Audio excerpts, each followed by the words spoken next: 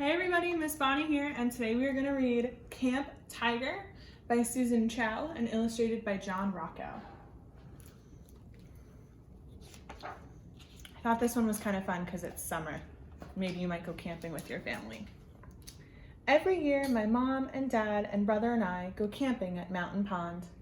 We drive a long time on the highway and then a long time on the roads that zigzag until we are on the road that's just dirt and rocks.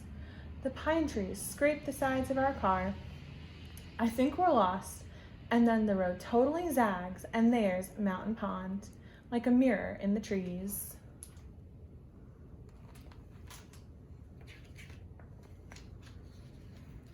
It's September, the end of the summer.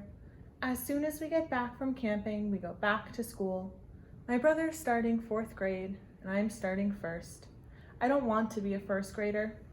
I liked kindergarten. I like choice time and building with blocks. I hope our camping trip never ends. We have a campsite on the far side of the pond with a big mountain starting behind it. My parents both really like it. It's beautiful, they say, and so quiet.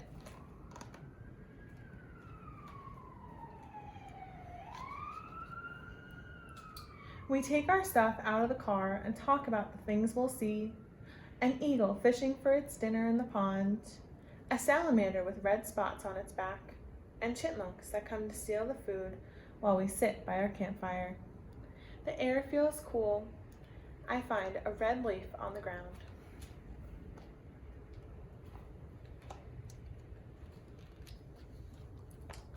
While we're working on our tent, everything gets really still.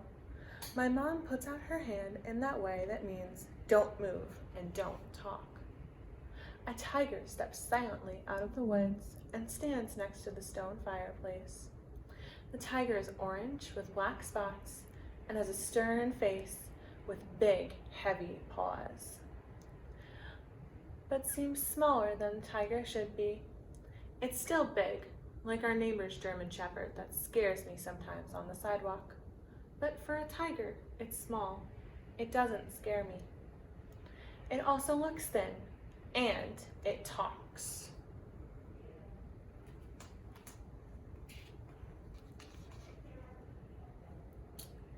Do you have an extra tent? Asks the tiger.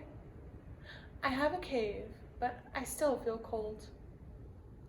I know that we do. It's a 2-person tent that we have brought in place for me and my brother to play if it rains. Yes, my dad says finally, while my mom stares at it. We'll set it up when we're finished with this one.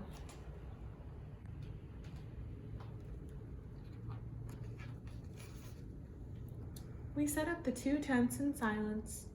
I notice that while we're working, the tiger starts acting like a cat. A more regular cat. He sits down and grooms himself slowly, especially cleaning his paws. I don't see claws. He must have put them in. I think he's cleaning himself to make us feel more comfortable with him. It works. My mom keeps looking over at him, and I can tell that she thinks he's beautiful. When we're done, my dad holds out his arm in that goofy way that means voila.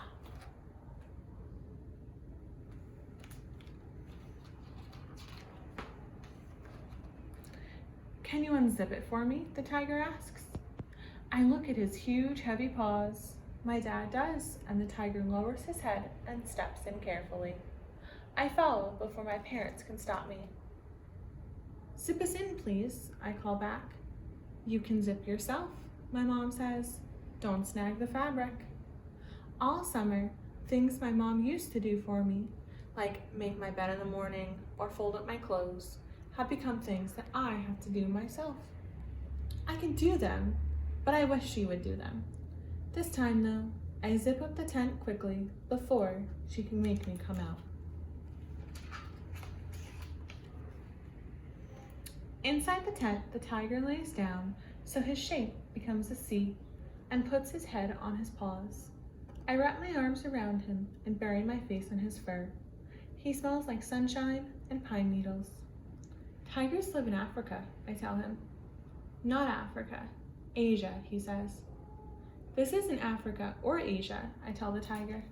No, sighs the tiger. All weekend, the tiger stays with us. When we hike on the trail, he walks first. His paws make no sound. He knows an overlook we'd never found before, where we can see the tops of the green mountains stretching away.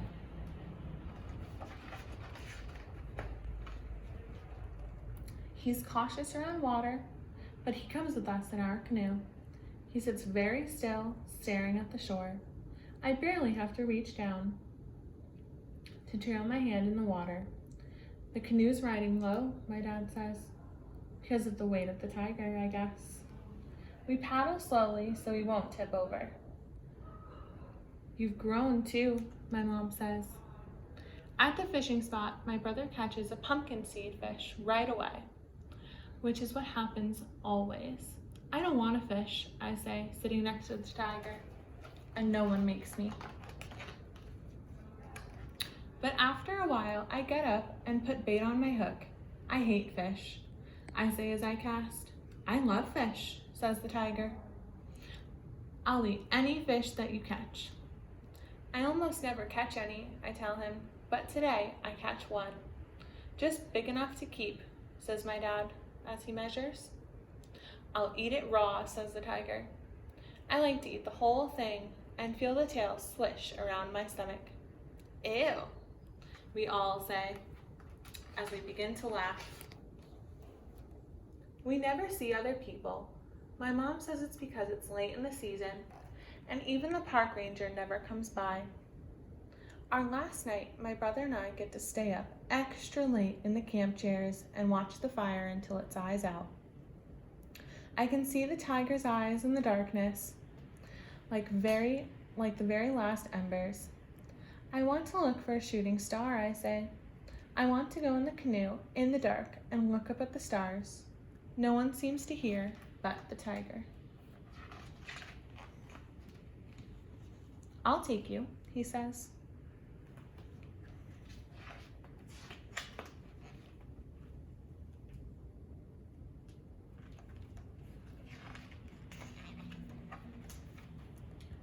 The tiger pushes his paws through the sparkling black water instead of using the paddle. I steer, which I was never good at, except now I steer really well. I see the stars shining deep in the water and our canoe gliding high in the sky. And then we're back. My mom and dad lift me into our tent, not the tigers, but I'm too tired to stop them.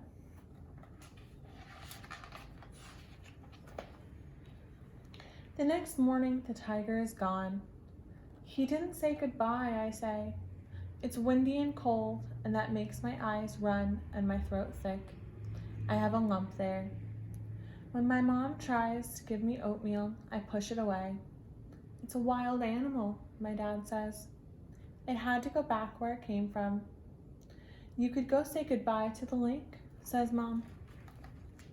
I sit down by the water and put my head on my knees, so my kneecaps press against my eyeballs.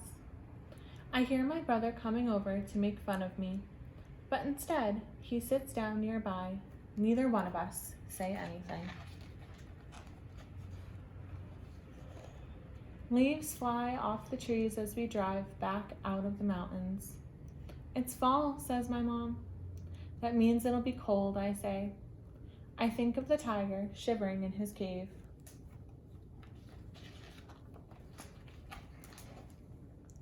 When we get home that night, I draw the tiger exactly the way he looks. I'm going to take it to show my new teacher. Time for bed, my mom says, but I get her to give me 5 more minutes. I want to finish my picture before I forget. Well, thanks for listening, everybody. I hope you have a good day. Bye.